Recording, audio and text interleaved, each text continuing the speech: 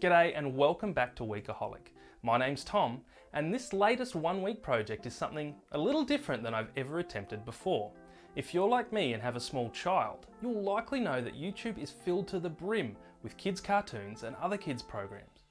You've probably also been severely underwhelmed by the vast majority of this content. I know I've often thought what I'm watching has taken very little effort and that I could do a better job myself. Well, it's time for me to put my money where my mouth is.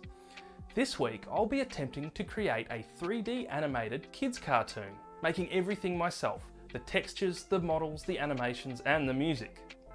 To do this, I'll be living and breathing in the amazing, free and open source software called Blender.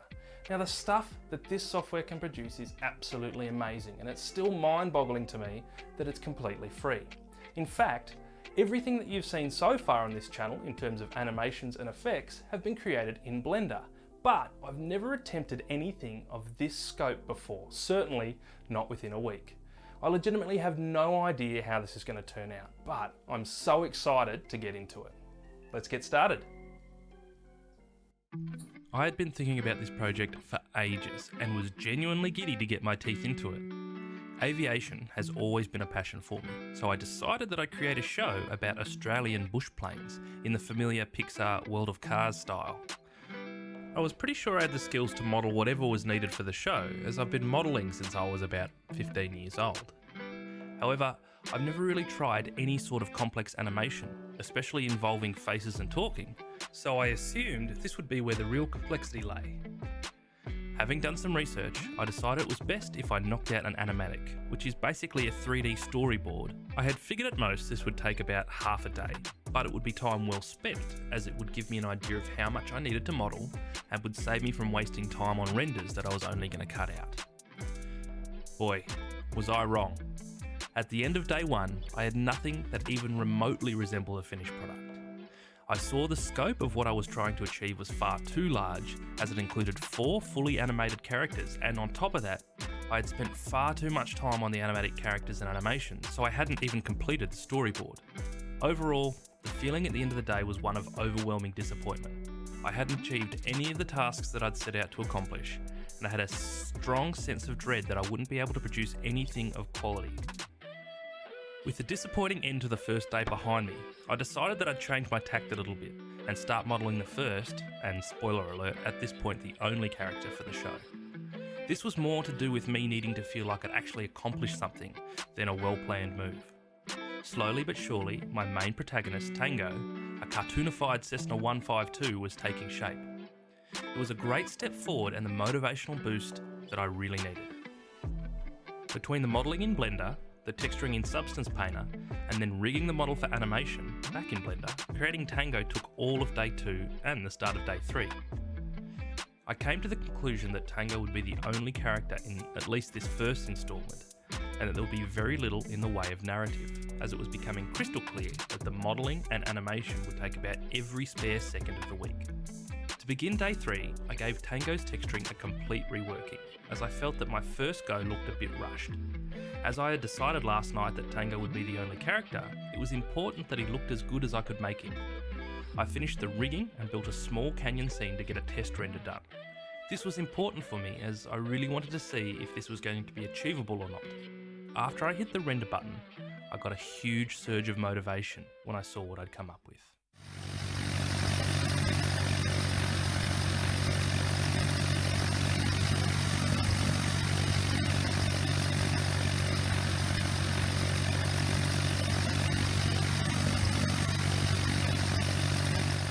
I began day 4 with a skip in my step, as although my previous day's render was only 30 seconds long and by no means a polished product, it was an indication to me that I may actually end up with something complete to show for my efforts.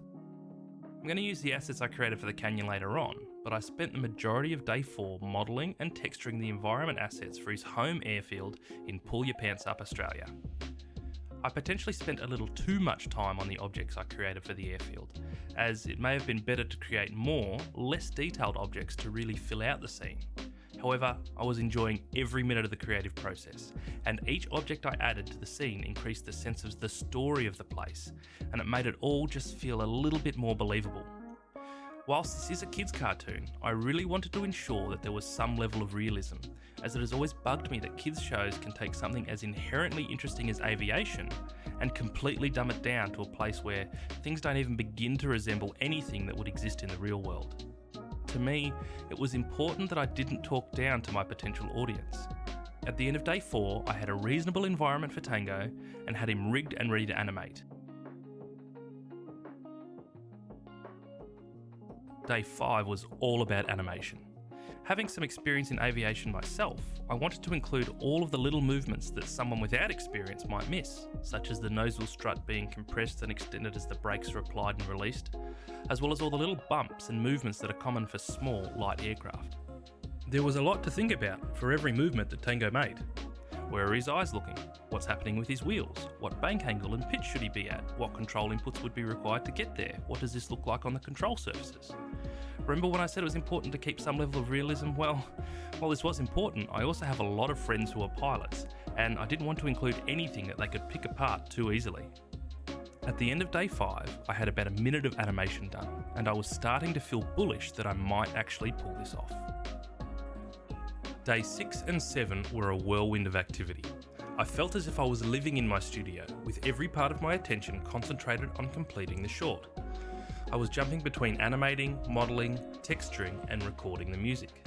With every hour that passed, I was getting more and more excited as all the pieces started to come together. It was only about halfway through the final day, however, where it felt as if I was actually going to end up with something of quality to show for my hard work. Adding the music in the edit, as simple as the song is, took the whole animation up to another level. And at about 9:30 PM on the final day, I was finally finished.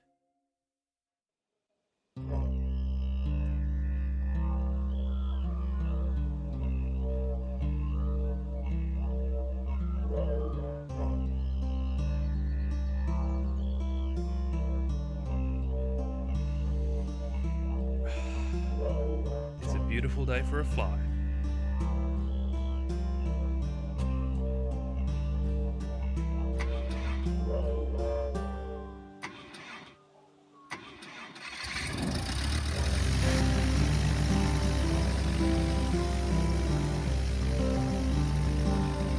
Pull your pants up, traffic. Tango Charlie Oscar taxis via Alpha for runway 18.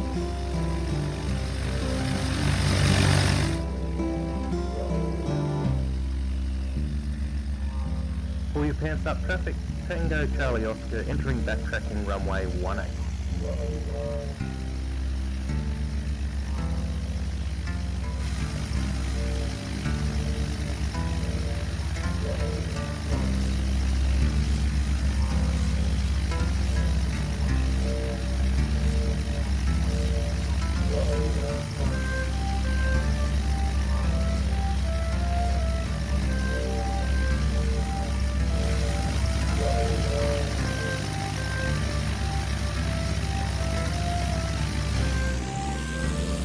Pull your pants up, traffic. Tango Charlie Oscar is rolling runway 18.